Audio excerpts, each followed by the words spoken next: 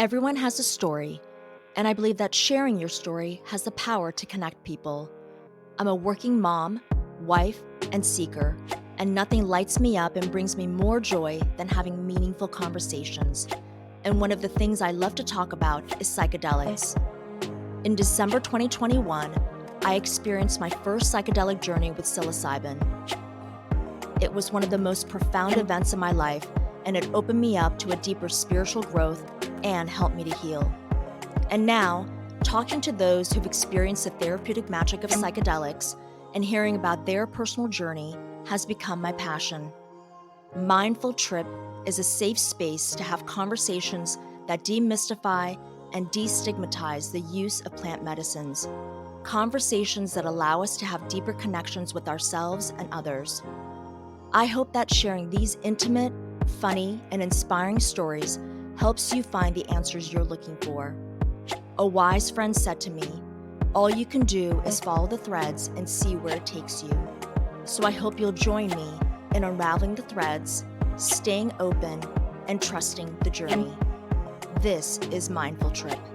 Mindful Trip content and the views, thoughts, and opinions of the host, guests, and contributors is for informational purposes only and is not intended to be a substitute for professional legal advice or medical advice, diagnosis, or treatment. Consult with the medical provider or mental health care professional about your health-related questions. Mindful Trip does not encourage illegal activity, including but not limited to the illegal sale, purchase, or use of controlled substances. Hi, and thanks for joining. Today, my guest Jill Sitnick shares her inspiring story of surviving childhood abuse and trauma and how MDMA was critical in helping her heal from PTSD. Jill Sitnick is an author, educator, and YouTube advocate for MDMA for PTSD treatment. Her mission is to provide hope for those suffering from PTSD, challenge misconceptions surrounding psychedelics, and equip others with the knowledge to transform their own lives. Your support means a lot, so please subscribe, download, and share with friends and family. I'd also love to hear what resonates for you, so send me your comments. Hi, Jill. Hello. Thank you for having me today. This is exciting. Oh my gosh, I'm so happy to have this conversation with you. I've been listening to your audiobook, so thank you for allowing me to share in that. And so I'm really Super. excited about having this conversation with you. I'm thrilled. I think you have an amazing podcast going on. You tackle some really tough subjects, and I'm just really honored that you're allowing me to have this conversation with you today. Thank you so much. Yeah. So let's start off. Jill, can you share with me a little bit of your childhood and your background? Give me a sense of what I need to know about you to understand what led you to try psychedelics for therapeutic purposes. Well, so I am a child of the 80s, and I never really thought my childhood was that much of a big deal. Like, I knew it wasn't great. I used to put a curse word in there to describe it. But since I never really talked about my childhood, I didn't know the level of trauma that it included. So, Mm, at a very high level, my childhood was tinged with physical abuse from my father, mental abuse from my father, a clinically depressed mother who attempted suicide multiple times up mm, until I was the age of 5. She ultimately tried to shoot herself to end her wow. life when I was 5. She was pretty desperate to get out of an abusive situation, too. Mm, And then after the age of 5 became multiple households, pretty frequent food insecurity, certainly mm. poverty, being thrown out of both homes by both parent at one point or another. Oh When my I gosh. was 19 and on my own, it was kind of like, yay, I'm free of them to a Oh my certain extent. God. Yes, I just didn't know. And then at that point, I didn't talk about my childhood. And so I specifically didn't talk about my childhood because I knew it was so different from everybody Mm, else's. I didn't have holiday memories. I didn't have beautiful kind of celebration kind of memories. So I was always very quiet. And therefore, I never mm. quite knew just how traumatic my childhood was. Well, when you say that you knew that your childhood was different from other kids or your friends, what was going on in your home that you just knew in your gut that it just was very, very different? Oh, I mean, my father was a Jekyll and Hyde. He would Mm, be quite bubbly and kind on the outside, but once you were alone and there weren't other eyeballs, you were being cursed at, you were being hit. My father, unfortunately, was a narcissist. Some people reading the book think he was a psychopath. I don't know. He was never diagnosed, but there was clearly trauma that he was carrying that he couldn't mhm, deal with, and he just kind of took yeah. it out on everybody else. And my mother, along with all of the suicide attempts and not being able to take care of me for a number of Mm, years after that suicide attempt.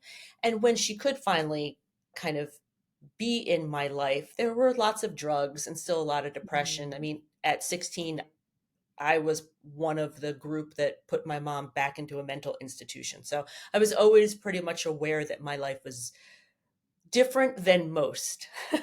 At least mm, the people with whom I worked in my 20s and 30s. right. And how were you coping as a little kid, back then, if you can remember, what were your coping skills just in terms of survival? Oh, the coping skills were the survival strategies that have gotten me throughout my entire life. Trying to be a very good girl, not making a lot of noise, Mm, huge people pleaser, huge codependency that I did not have my own emotions. I regulated basically on whatever emotion my father and my mother were experiencing so that I mm, could protect myself. You know, you could see when my father was starting to go off the rail a little bit, yeah. I back off. I never really was allowed to get angry. I definitely controlled tears. I mean, it's Mm, even kind of a struggle today. I'm very much aware of the energy of the room, of other people, yep. and that's just a survival skill. And remember, too, after my mom shot herself, I was with a variety of relatives. I think I went to like three ish. It's Oh hard to my remember. gosh. Three ish kind of different homes between like age 5 and 7. And I needed to be the kid who stayed in the background because these weren't really Mm, my homes. I was very much aware that I was a guest, I was a visitor. And so, yeah, lots of coping strategies in terms of be a good girl, wow. stay quiet, and don't make a fuss. Well, being hyper vigilant is a direct reaction because of that traumatic upbringing, the PTSD. So, can Yes. I ask you, with your mother attempting suicide numerous times and then the one time with the shotgun, Mhm. how did that affect you? And how old were you when this happened? So I was 5 when she went to that length, and my father was kind enough to keep a loaded shotgun in the house. We all know that when you're suicidal, very often you kind of test the waters a little Wow. bit to try to get some help. So she had already tested the waters. She had a maze on her arm from, the Mm, razor blades and things. And so it's very clear that he wanted her to no longer be in this world too. My father mm, and I walked in on her after she had done it, so I still have that kind of vague memory. But I think the internal trauma feeling was just of being alone. I was 5 years old. I didn't know any different. I totally personified that my mommy didn't want to be near me. My mommy didn't want, mm, to take care of me. My mom wanted to abandon me. And I think it wasn't until I was like 16 and mom and I really talked about it and I understood much more about my father that I was able to heal that trauma point. But definitely a real sense of nobody really wants to take care of me. mm. Oh Makes my me tear up a gosh. little bit. Yeah. It I can feel it. Like, even when I was listening to your audiobook, people call it like the mother wound, which is the connection to your mother. And Yeah. to not have that growing up, especially during those pivotal years, is really detrimental. And it's so damaging on so many levels, so many Yeah. levels. Yeah. So, Yeah. so then what happened at 19 years old that both of your parents ended up kicking you out of their respective homes? Were they split up? Were they divorced by then? Or were they still together? Or they were just living separately? What was going on in the home? Yes, I'll go chronologically. After the suicide attempt, my mom obviously needed to have quite a bit of recovery time, but during that recovery time, um, they were also working on their divorce. So by the time I was Mm, 7, they were completely divorced. I had been mm, living with different relatives. By the time I was 8, I went back to live with my father, and I was with my father till about 8 to 10, and he threw me out of his house. And then I went to go mm. live with my mom from 10-ish to 16-ish, and Wow. she threw me out.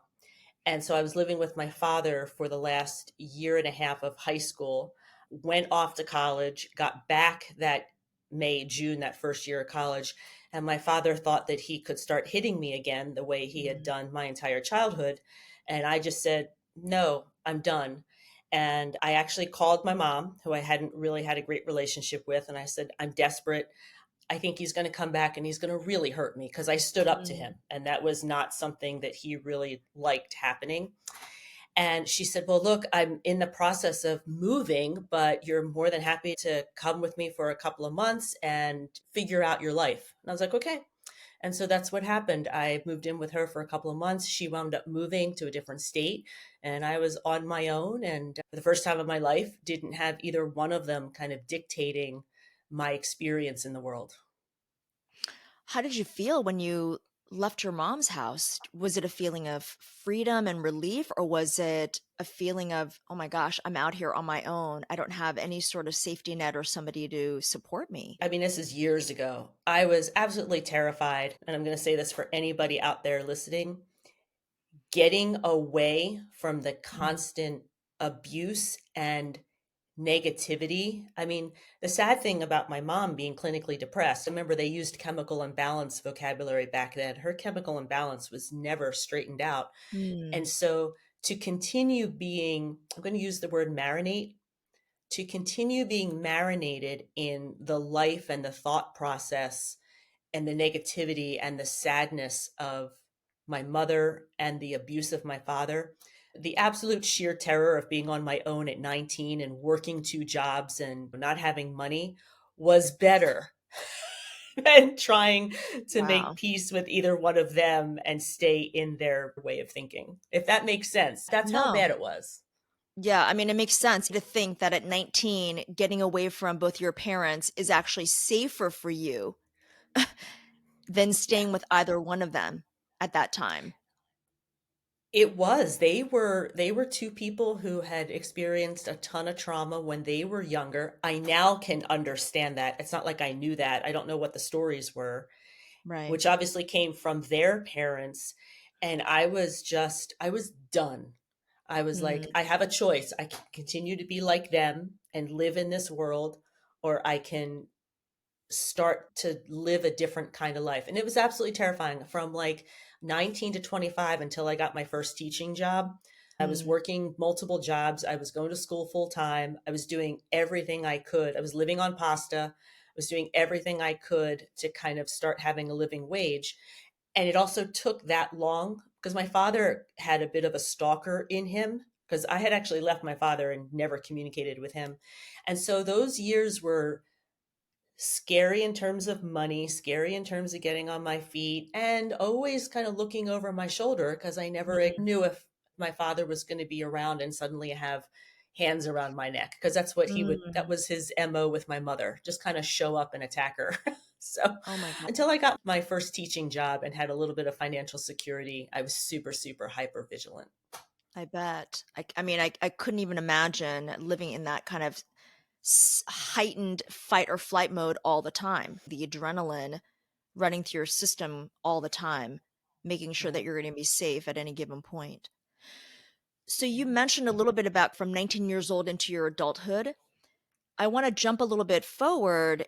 So what was the trigger that led you to try psychedelics for therapeutic purposes? Were you in talk therapy at this point? What led you to try MDMA? Well, yeah, we definitely have to skip a couple of years. So I was not a fan of talk therapy, to be Mm, completely candid. I had seen my mother work with several therapists. I had had a couple of therapists as a child that I almost think were like court mandated, to be honest, with the mm, divorce. I'm not exactly sure. And I didn't have a lot of respect for the work. I didn't see my mother improve in from what I could see. So I didn't have a lot of respect for talk therapy. In my late 20s, I also started a very stable, loving, long term relationship that I now mm, understand absolutely regulated my nervous system because that fight or flight and those highs, my partner Carl, he was there to kind of, it's going to be okay. It's all good. mm. The kind of Wow. conversation that I had never really experienced before. So, all of those anxiety behaviors, all they did was fuel a type A work ethic that just got a lot of stuff done in a really good way. Mm, Fast forward, I'm 46. He passes away, unfortunately. I'm mm, going through massive widow's fog 18 months after he passes. So at 47, the widow's fog is dissipating, and I have a massive panic attack over a work email that was like a level one, like zero issue. yeah. But my body flipped out. I was 1,000% sure I was going to lose my job, never be able to get another job, lose all my savings, lose my house. And the line I use in the book is I was going to be living in the car with my pets. Mm, mm, I was immediately in that like poverty mindset, even though I had lots of checks and balance. Security was hugely important to me. yeah. And I couldn't get rid of this panic. My body was freaking out. And I do this all the time because, like, my boom. And I was becoming suicidal because I didn't see an end to this feeling. I went back Mm, to my therapist who had helped me with the grief because you can only talk about grief so much with friends. At some point, I needed some professional help. And when I went back to my therapist in reference to this panic attack, after about 2 months where I was not improving, she happened to mention to me, take a look at maps.org. That's the Multidisciplinary Association for Psychedelic Studies. And take a mhm, look at the clinical research around the psychedelic MDMA for PTSD. And if you'd like, she was actually in a program to become a psychedelic assisted psychotherapist mm, specifically for trauma. And she said you'd have an opportunity to work with me and my mentor, who is also a medical doctor. And I originally said no. At first, I said no. wow. I was like, psychedelics, that's Why? for people who, oh my gosh, I had all the stereotypes of like the egg in the Mhm, frying pan, and I wasn't a drug user. My mom had been on different drugs her entire life for yeah. depression. None of them had worked. But ultimately, she made me read The Body Keeps the Score, which explained to Mhm, me trauma in the body. And I looked at the clinical research, and honestly, Min, here's the situation. I was suicidal. I was not improving, and I mm, didn't see a way out. And I almost had like nothing else to lose, you right. know? And so that's why I said yes.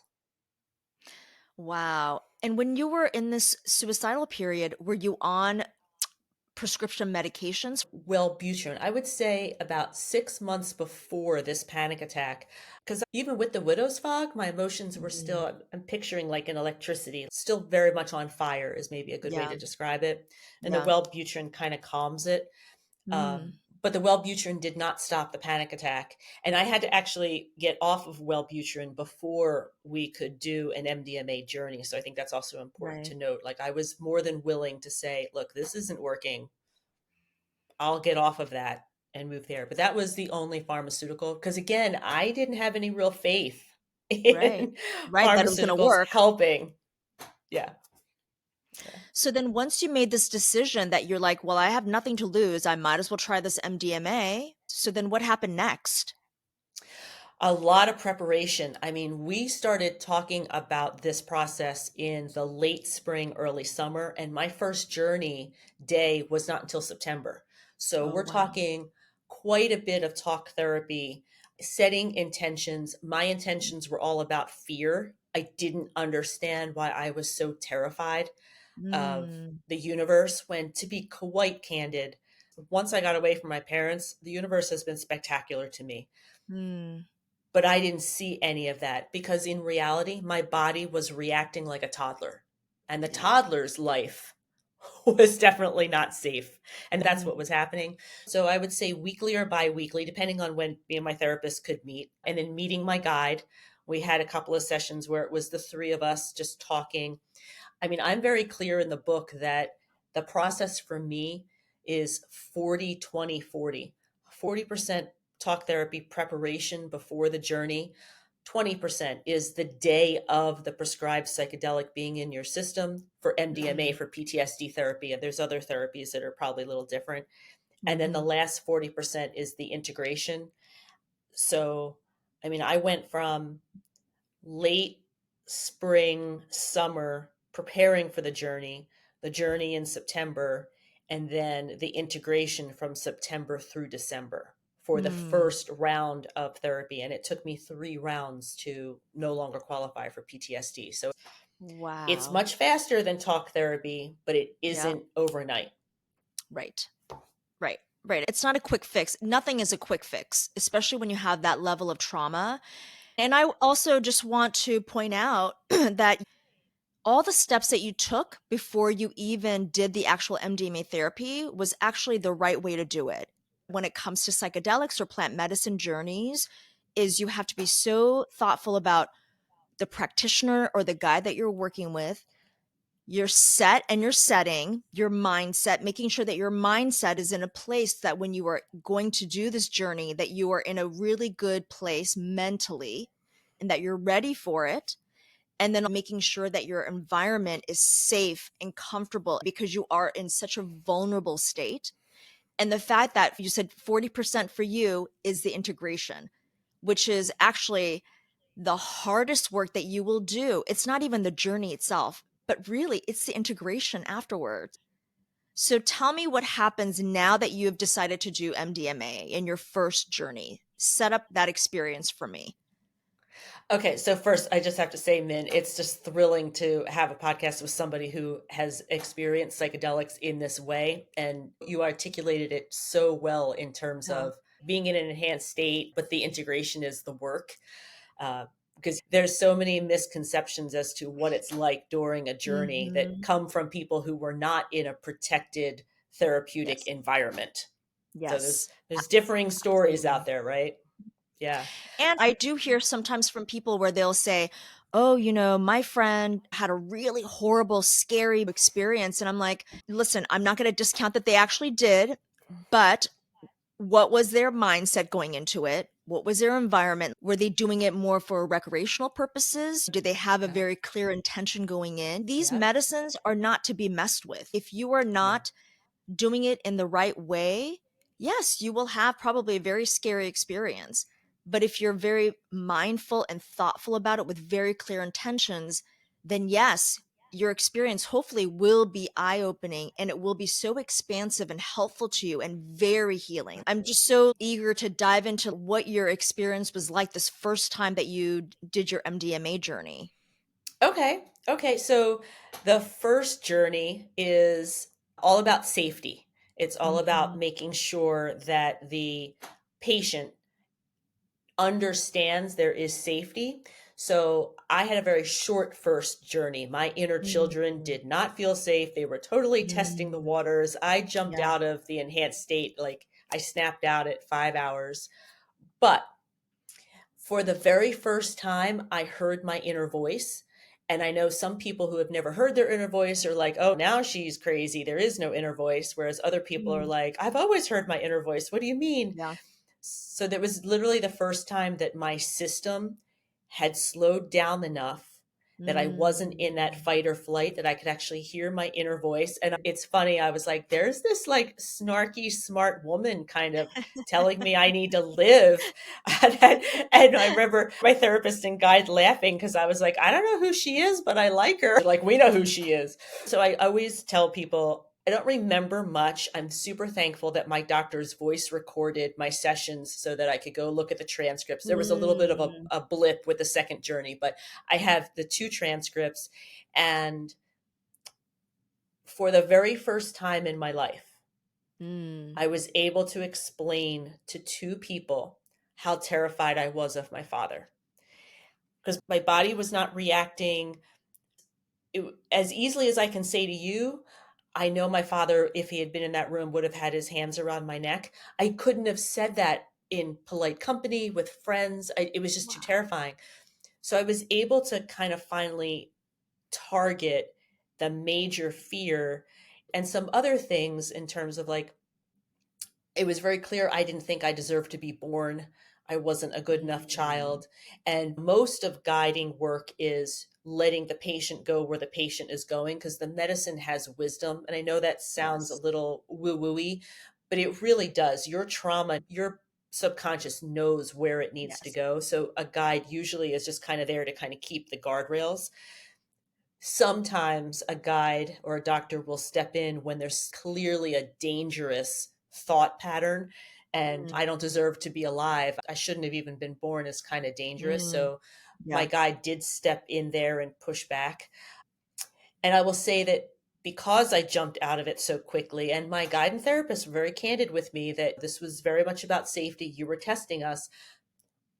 Type A, always go getting Jill. I immediately felt terrible. I was like, oh my gosh, I wasted everybody's time, all this work, da Mm. da da. Mm-mm.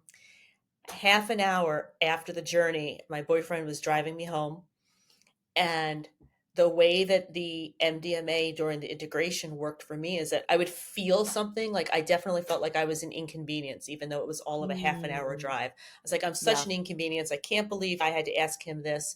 And suddenly, this inner voice brought up memories from my childhood where it was very clear I was an inconvenience to my parents. Mm. I internalized those feelings from my parents at those particular times. These are very specific memories. And I internalized those as I'm always an inconvenience. You don't ask for help. You don't expect Mm. help because you just aren't worth people helping.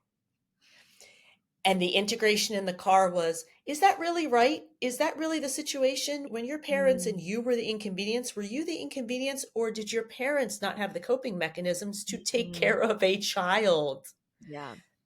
It was the first perspective shift. And at that point, I said, okay, I think there's Wow. something to this therapy. Wow. Okay, so this is the first session, which went on for about 5 hours. And was it in a clinical setting? Was it in your home? Where was the actual location that you did it? I went to my guide's. He had like a separate room and it was Hmm. beautiful. There were like three different areas to the room. I mean, Yes. Jill, when you were saying that you had that moment when you were in the car, that kind of like aha moment, Yeah.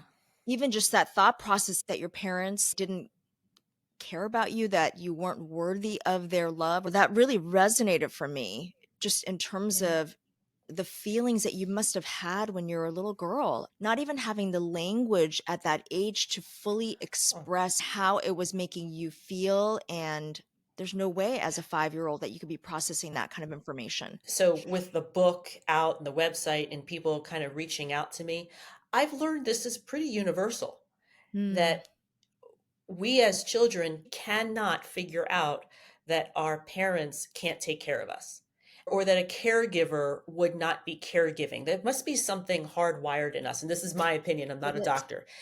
Yeah.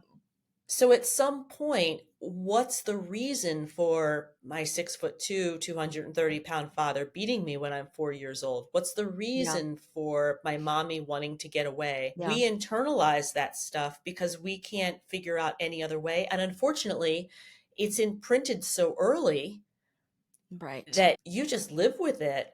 I just lived with it, not even really Yeah. understanding that I was imprinted that way.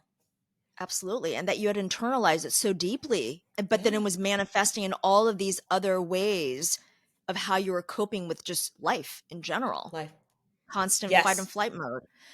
So then Constant. after this first experience and having this like aha moment, when Yeah. was the second journey for you and what happened there? Yeah, so I need to normalize for people. This is super important in my opinion. Mhm. I went from September until December. My doctor and Wow. guide, my therapist and guide were all about when Jill is ready, because the MAP protocols are very, very specific. But I was integrating, so the idea of those memories coming up and kind of looking at them Mm, differently, I was heavily integrating those first 2 or 3 weeks because there was just so much trauma at the surface. So integrating lots and lots and lots of information, you kind of get to the point where your intentions and the medicine from the very first journey, think of it as like any sort of medical procedure. At some point you hit a certain healing point, and then you yeah. might have to have additional surgeries or procedures. And so I would say October, halfway through November, I was integrating. And then end of November, mid November, December, I was still experiencing physical, my emotions were all Mm, over the place. In the book, I talk about constantly crying. This is yeah. not a fun experience. You're dealing with a lot of stuff. And it's almost like that first journey took away the first layer of trauma. And Yeah. then we were ready to start working on the second one. And because it was the holiday break, we decided on December so that I could have a couple of days without working to really focus on Mm, I had learned that. That was the other tip too. To really yeah. give your brain a couple of days after to just fully absorb. I think integration's a little bit stronger for me when I do that. So yeah, it's that long. And then my third journey wasn't even until June. So even Wow. 6 months integration from the second to third. Wow. So Yeah. share a little bit about what that journey was like, the second journey in December. Second journey was during a snowstorm. And so my therapist couldn't get out, unfortunately. But I was so ready that my Mhm. guide was super, super kind. And we just showed up with shovels in case we got snowed in. My second journey, I was so excited that something actually worked, that I tried to hack it. I wanted to be more awake during it. I wanted to understand what was happening in my brain. Yeah. Therefore, I heard more of my chatter. I'm a chatty person. My poor therapist and my guide, I talked their ears off. So I was just kind of like hearing me talking about what seemed to me a whole bunch of different puzzle pieces that made zero Mm, sense. But I was in that journey for like 7-ish hours. I definitely trusted my guide. I knew the process. Again, I beat myself up after I shoveled out my car. I got in my car and I just expected, I don't know why I expected miracles, but I did. And I was so disappointed that I didn't have immediate insights, which is ridiculous because that's not the way it mm, works. And I knew that, yeah. but whatever. I was in the car. I'm waiting for the car to warm up. And the image that came to my mind was of trying to find the hole in a tire. You put the hot tire in water and so you can see the air bubbles. Yeah. My mind was telling me, relax. The MDMA Mm, is going to find the trauma it needed to find. You didn't do anything wrong just because you were trying to like understand it more. We're yeah. good. We're fine. Yep. MDMA for me does work with a lot of imagery. It was a day that I found frustrating with all the puzzle pieces, but a phenomenal amount of work was done that day. And you can tell from how long my integration went after it. Mm. So during that second journey, did anything come up with your father and your mother and giving you information about why they were the way they were? Or was that something that happened in your integration? Yeah, that's a great question because a huge amount of curiosity. No, I was still thoroughly wrapped up in my trauma Mm, around them. A lot of guilt about not loving them, a mm, lot of shame about not loving them, a lot of understanding patterns. And I remember at the time I was searching for a house, and there was a lot of going on with missing Carl, leaving a life that I had led for 20 years, being so stuck, being so scared. Again, the intentions were about fear. To this day, I still do not know because my parents have passed. I don't mm, know what traumas they faced. But after the first and second journey, is it even though I didn't know their traumas, for the yeah. very first time, I had empathy for them. Mm, Up until that time, they were just blankety blank bad parents. After the journeys is when I started to be able to see they weren't born with those deficits. Yeah. And interesting, they hadn't talked about their childhood. I didn't even know where they lived other than the general city. And Yeah. none of that had ever been a red flag before. No real specifics, still definitely dealing with my trauma. And the empathy started to come for them. If my father was still alive now, not that I would want him in my life because he certainly wouldn't have changed, but just the difference in terms of how sad I am at both of their lives, Right. that they kind of got stuck in with their trauma. Right. So then what were some of the insights that started to reveal itself to you during this next phase of integration after the second journey? Oh gosh, I'm trying to remember the specifics from that particular journey. That I was a good decision maker. Mm. Okay. Well, that was I that's your survival skills, right? I know it sounds ridiculous. I know it sounds ridiculous, but here's the thing. At 16, I allowed my father back in my life. I had been living with my mother. At 16, my father came back into my life for some reason, Yeah. and I allowed it. And he basically blew up my life. I had to Mm. leave halfway through my junior year, go to another school. My class rank tanked, scholarships went away, and I was living in a one-bedroom apartment with a domestic abuser who, as the months went on, was showing up in the morning in my bed with me. Nothing ever happened that I know of, God. but I definitely knew that I was living with a predator in any variety of ways. I blamed myself for that my entire life. I was a terrible Mm. decision maker. And that's one of the reasons why my entire life I would second guess. I was always playing it safe, Yeah. always wanting to know what was around the corner because I was Yeah. so blindsided by my decision. Now, you and Right. I both know I was 16. They were the adults. I couldn't control anything of that. Even if I had said don't hang around, I guarantee at that point my mother and I definitely would have gotten injured. Like Yeah. I can see it now. So there was a lot of work to be done there. And then once I kind of got through that in March, I had a really, really bad nightmare, which is what led us into the third journey. But I don't want to get too far Wow. ahead. I want to make sure I address your questions before I get too ahead of that. What I was curious about is what were some of the insights that were coming up for you in this second round of integration? Besides the fact that you are a good decision maker, that you didn't need to second guess Oh. yourself. Good decision maker. It was okay that I didn't love them. I wasn't deficient. Um, I was not a fundamentally mean person. Mhm. So there was a memory of when I was probably 3 or 4, and whatever it was pretty severe. I think I've actually Mm. blanked some of it out, but it was of my father coming after my mother, coming up the stairs, and I was at the top of the stairs, and he threw me down the stairs and threw me against the wall, and then went back upstairs and beat my mother.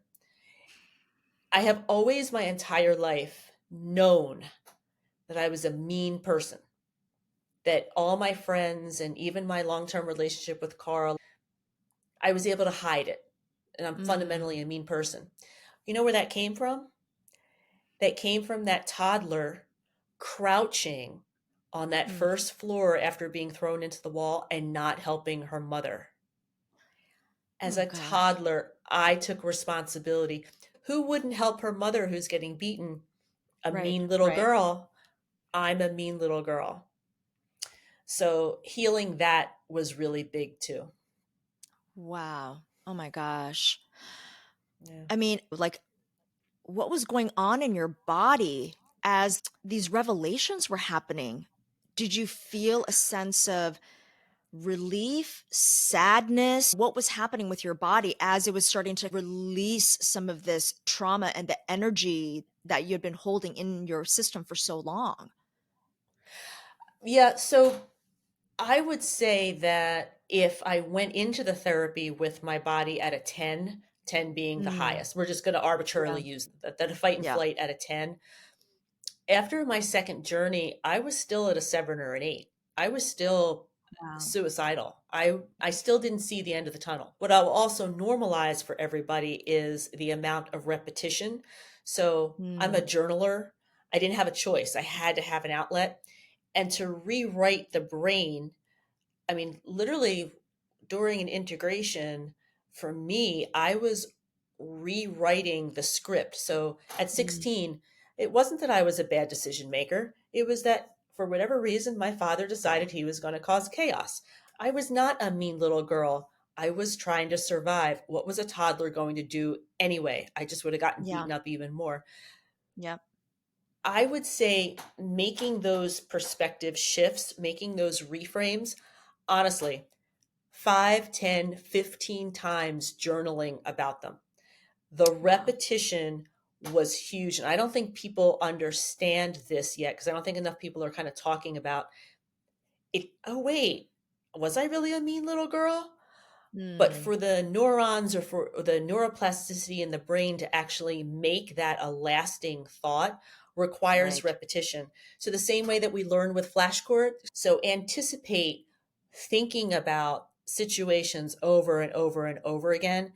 And I'm Yeah. always hesitant with people who are like, well, integration's not necessary. And I'm like, my brain had to relearn how to think, and that took time. Yes.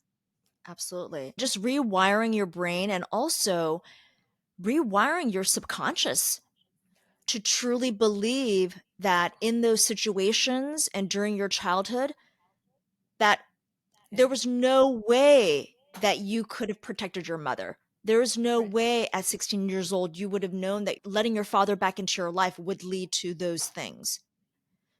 right, right.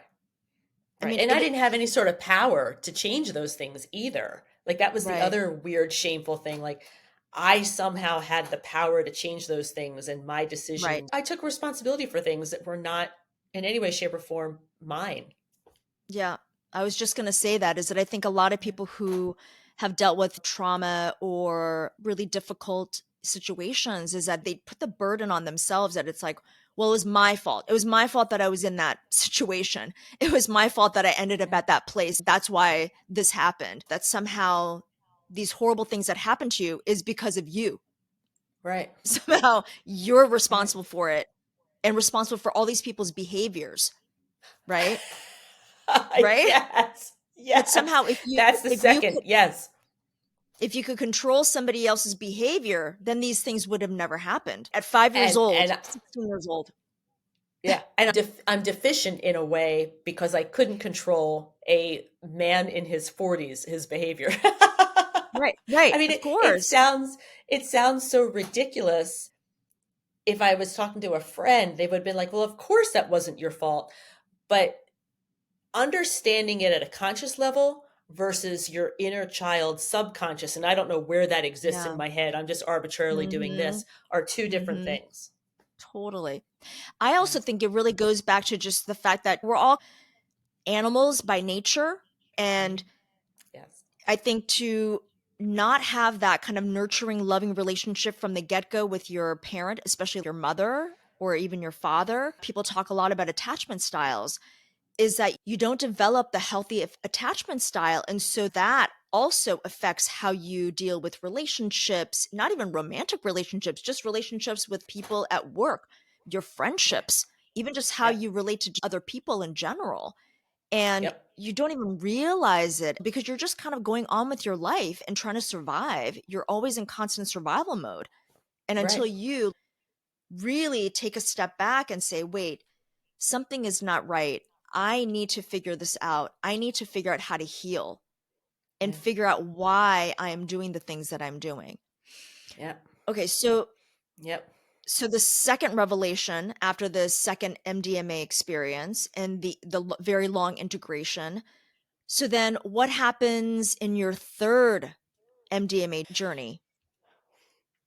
This one is the wild ride. This one is the ride that in the book I included transcripts because it was so transformational. Mm, So in March, I had a nightmare of myself as a toddler in my childhood home downstairs mm, for some reason. And I didn't have a childhood head. I had now a child of the 80s, so bear with me with this reference.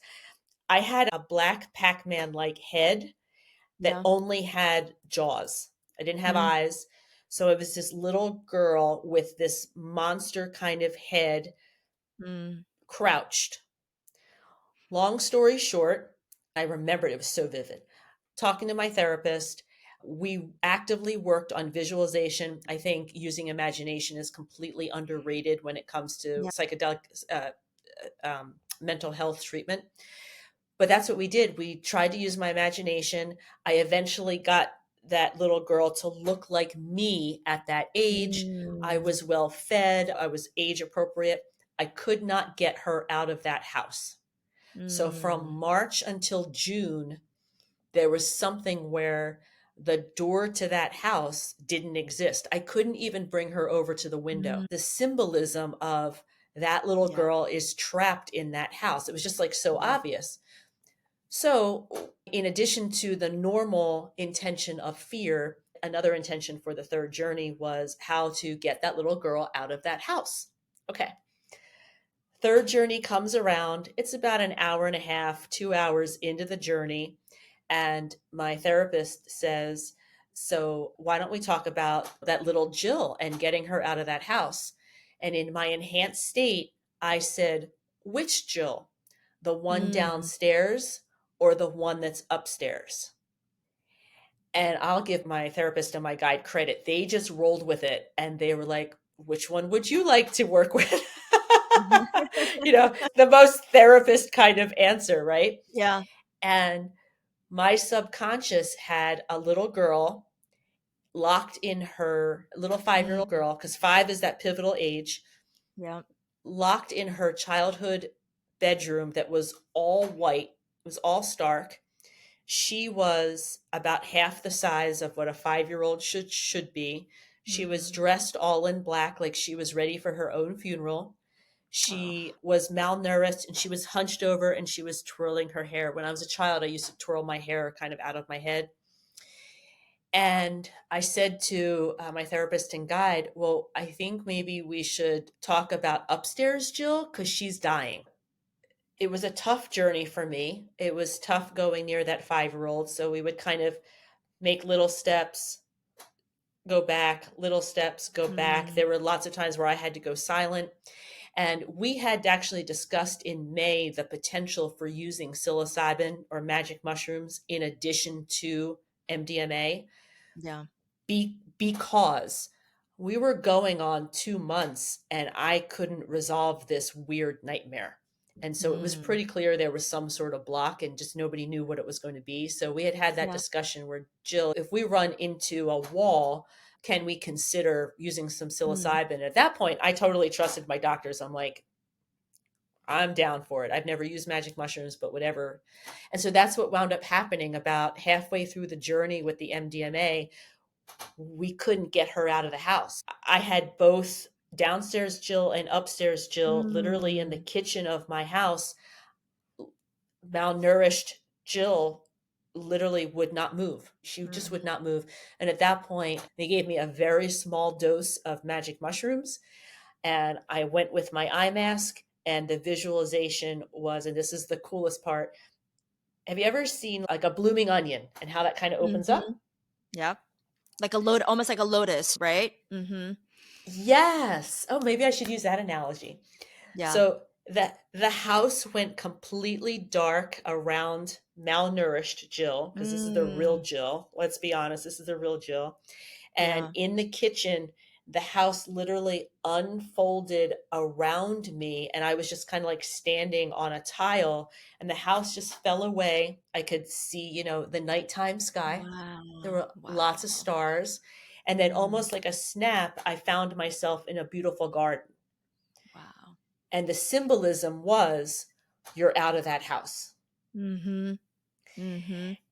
And I sort of remembered that good work had been done, but I do Mm. remember asking at the end of that journey, did we get that Jill out of the house? And my therapist and guide, they were like, yep, we got her. She's free. She's free. She's free. And so integration, those first 2 weeks were all about that little 5-year-old malnourished Jill using a ton of imagery. Again, a lot of Wow. imagination, because I could literally picture her. I would be walking around and she would be around. And so like she was growing up, I was making sure she was fed. And this is all in my imagination. I was Right. making sure she had good clothes. And if I was going for a ride, it'd be like, hey, little Jill, you want to go for a ride? It was just so much. It was so joyful for Mm, me. I was reparenting my little 5-year-old, which again, I know sounds a little bit weird, but if you just allow your imagination to work, it can be beautiful. absolutely. And yeah, ultimately healing that trauma point, getting her out of that house, by the end of the summer, I was no longer suicidal. I could see a future. Wow. I still had trauma to deal with. I've had subsequent journeys, but technically, I no longer qualified for a PTSD diagnosis by the end of that summer.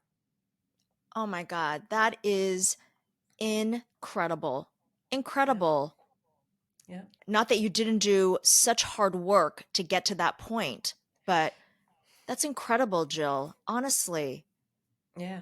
It's from what, hard work, and I still deal with triggers and things of that sort, but I'm not yeah. suicidal. I haven't been suicidal since that healing time. And that's kind of like the criteria per se that I know my doctors paid attention to. Wow.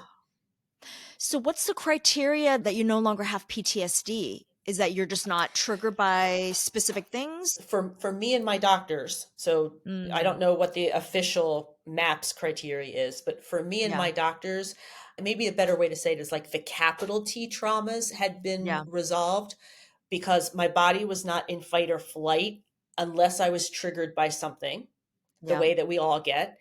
Yeah. And I write about the idea that somewhere I had heard on a podcast, what's the color of your future? And Mm, until the end of that summer, the color of my future was pitch black. I didn't see a future. wow. By the halfway the second journey and through the third, suddenly it started to look a little pastelly. Suddenly I Mm, could attribute a color to the future and wow. not being suicidal. And I think I worked with them like two more times over like the next 2, 3 years. So there were some things that needed to be resolved. And I have stayed in therapy, but thank goodness I would not have made it much longer if I hadn't had the therapy because from my PTSD perspective, from that toddler's perspective, there was no safety, there was no way out, there was no future. Wow. So, how has your life changed since that third MDMA journey? Huge, huge. I would say that I stand up for myself a lot more. While I'm very much aware of the energy that's in the room, I'm very much aware that I deserve to have my own energy. So if my decision making anxiety was a 10 before the treatment, my decision making anxiety is at a 3 or a 2. Mm, wow. When I do get triggered by something, I can very much identify, oh, you know what? That's 10-year-old Jill kind of responding. Okay, 10-year-old Right. Jill, relax, we're good. It's much more of an understanding of how my system works. I Right. wish I could get up here and say I'm at the beach every single day. I'm not at the beach every single day mentally. I will just say that I have far more tools. I can Mhm. recognize what my body and mind are telling me much better. I have more tools. And to be quite candid, I now know what MDMA and psilocybin can do if I ever Mm, run into. I just very recently had a trauma point I needed to heal around my partner's death. 7 years, didn't know I had a trauma point. Luckily, I understood what MDMA could do, and I was able to heal that trauma point because that was a capital T trauma point that I didn't know yeah. about. So, knowledge is power in this instance. Oh my God. Knowledge is power. And then also, just the fact that you are sharing your journey and your experience and giving people such insight into what the experience has been like for you and how you've been able to come out on the other side of it. Again, not that it wasn't hard work, you put in all of the emotional and the Mm. physical hard work to get to where you are today. Yeah. But the fact that you have come out on the other side is really a miracle. I mean, it really is. Well, so thank you for that. I will say that the miracle workers of my therapist and doctor guide are absolutely, they need to be included here too, because I ran the bases, but they put the bases out for me, or they made the Mm. ballpark, or however you want to work with that analogy. And I'm not unique. The clinical research, the reason why the FDA is anticipated to approve this therapy in 2024 is that I am not unique. The way that the therapy has been proven to work Yeah. continues to work. And to be completely candid, I felt so, and I'm going to use the word privileged, because this therapy landed in my lap. Let's Yeah. be honest. I didn't go searching for it. And I felt a huge responsibility. Number one, I wanted to share that the psychedelics are not nearly as terrifying as everybody thinks they are, especially MDMA for this treatment. Number two, the Yes. treatment can work. Number three, it's not turnkey. You absolutely have to put the time in and expect some painful emotions to come up. Healing is not Yeah. fun. Yeah. And I just wanted to be a voice that someone like me would listen to. Mhm. Yeah. Between the memoir, the workbook, the YouTube channel, I'm creating the content that if someone like me were looking at this therapy and evaluating it for their own mental health, I'm Yes. trying to give that information. So, very much a feeling of wanting to give back and help Yeah. other people in this little way, my patient's perspective that I can. I always say everything comes to you at the right time. So that one person out there who is feeling exactly the way that you were feeling really hopeless, potential suicide ideation, they just happen upon whether it's this podcast episode or your YouTube channel. And Yeah. it's that one sentence that you may say that somehow sparks something in them that they're like, you know what? I'm going to start doing some research into MDMA and what the possibilities are for me, if it's right for me or Yes. not. So Yeah. I really appreciate just all of the effort and the energy and the thoughtfulness that you have put into all of the content that you are putting out there. Your story is valuable, your voice is valuable. I'm just so grateful that we were able to connect, and your story is really incredible. I know that you say it's not unique, but it really is. It's a miracle that you have come this far and that you are full of love and energy.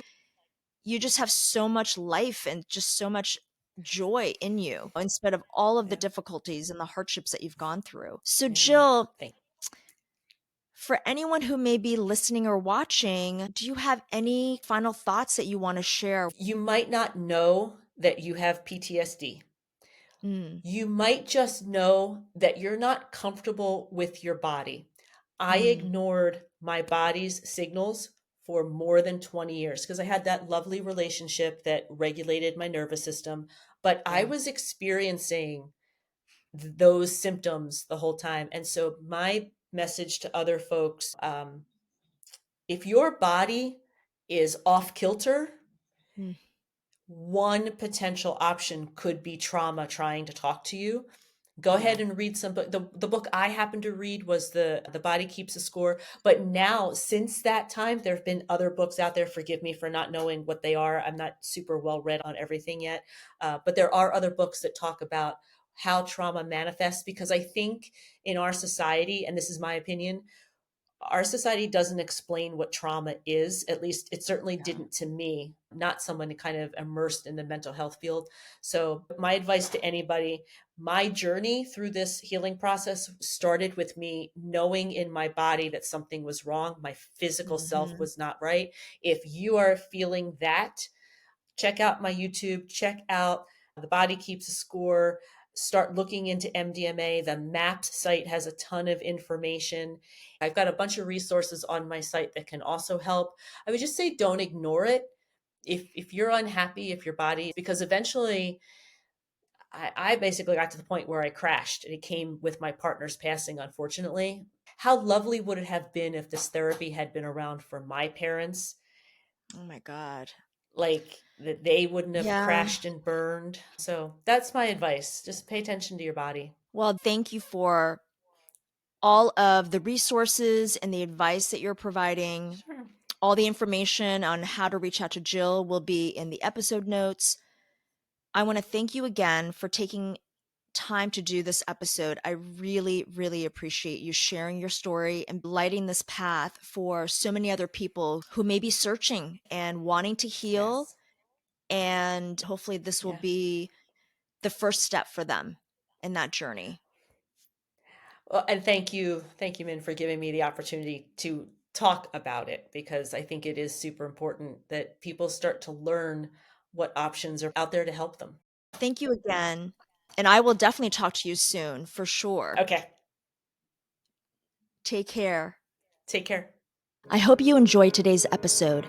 Your support means a lot to me, so please subscribe, download, and share with friends and family. And I'd love to hear your thoughts on this episode, so let me know what resonates for you. Thanks so much for watching.